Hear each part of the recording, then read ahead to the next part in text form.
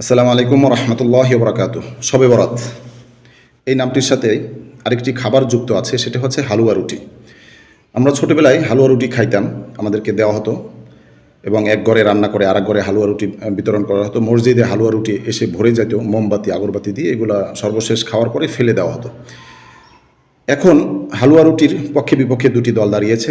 অনেকে বলতেছেন যে হালুয়া রুটি এটা খাওয়া সম্পূর্ণ বেদাত, আবার কেউ কেউ বলছেন যে হালুয়া রুটি অবশ্যই খেতে হবে। আমি আজকে আলোচনা করব যে আসলে হালুয়া রুটিটা যদি না খেয়ে আমরা বিরিয়ানি খাই তাহলে এটা বেদাত হবে কি না, আবার হালুয়া রুটি না খেয়ে যদি আমরা বিরিয়ানি অথবা খিচুড়ি খাই তাহলে এই শবে বরাতের ফজিলত আদায় হবে কি না।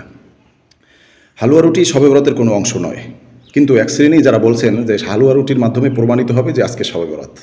আচ্ছা, হালুয়া রুটির মাধ্যমে যদি প্রমাণিত হয় যে আজকে শবে বরাত, তাহলে এই হালুয়া রুটি তো একসময় আপডেট হয়ে বিরিয়ানি হয়ে যাবে। যেভাবে আমাদের মসজিদে অনেক জায়গায় জিলাপি আমরা খাইতাম, মিলাদ মাহফিলে জিলাপির ভার্সন চেঞ্জ হয়ে সেটা বিরিয়ানিতে চলে আসছে। এখন এই হালুয়া রুটি যদি আমরা দেখা যায় আপডেট হওয়ার কারণে হালুয়া রুটিটা বন্ধ করে দিই, এরপরে যদি আমরা বিরিয়ানি অথবা কাচ্চি অথবা ভুনা খিচুড়ি আমরা খাই, তাহলে কি এই শবে বরাতের যেই হক আছে, ফজিলত আছে, সেটা আদায় হবে কি না। এটা একটু আপনারা যারা এই হালুয়ার পক্ষে বিপক্ষে এই মাতামাতি কাদা ছোড়াছড়ি করছে এবং হালুয়া রুটিকে প্রতিষ্ঠা করার জন্যই তারা দিন কায়েম মনে করছে, তাদেরকে আপনারা এই প্রশ্নটা করতে পারেন। আরেকটা কথা হচ্ছে, অনেকেই বলেন যে হালুয়া রুটি বাঙালি সংস্কৃতির অংশ, অর্থাৎ মুসলিম সংস্কৃতির অংশ। এটা কোত্থেকে আসছে আসলে? মুসলিম সংস্কৃতি কি বাংলাদেশ, ভারত, নাকি আরব? আরবের রাসূলুল্লাহ সাল্লাল্লাহু আলাইহি ওয়াসাল্লামের জমানায় হালুয়া রুটির এই যে শবে বরাতকে কেন্দ্র করে প্রচলন ছিল কি না?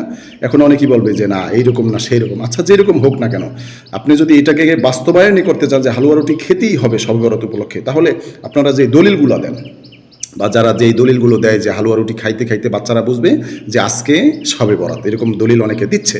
আমি একটা প্রশ্ন করব, আমাদের দেশে যেই মাহফিলগুলো হয় সেখানে কিন্তু মাহফিলের প্যান্ডেলে লোক থাকে 10 জন, আর মাহফিলের যেই মেলা বসে সেই মেলায় ছেলে মেয়ে হাজার হাজার করতে থাকে। তাহলে এই মাহফিলকে কেন্দ্র করে মেলার ভিতরে যেই প্রফেশনটা চালু হয়েছে সেটা কি ঠিক আছে?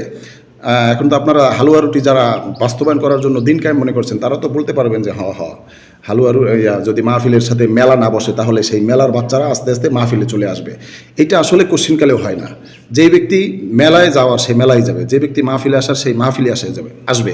সুতরাং একটা অবান্তর একটা মিথ্যা তথ্য একটা ছড়িয়ে দিয়ে আপনি এটাকে ইসলামের সংস্কৃতি বলে চালিয়ে দিতে পারেন না।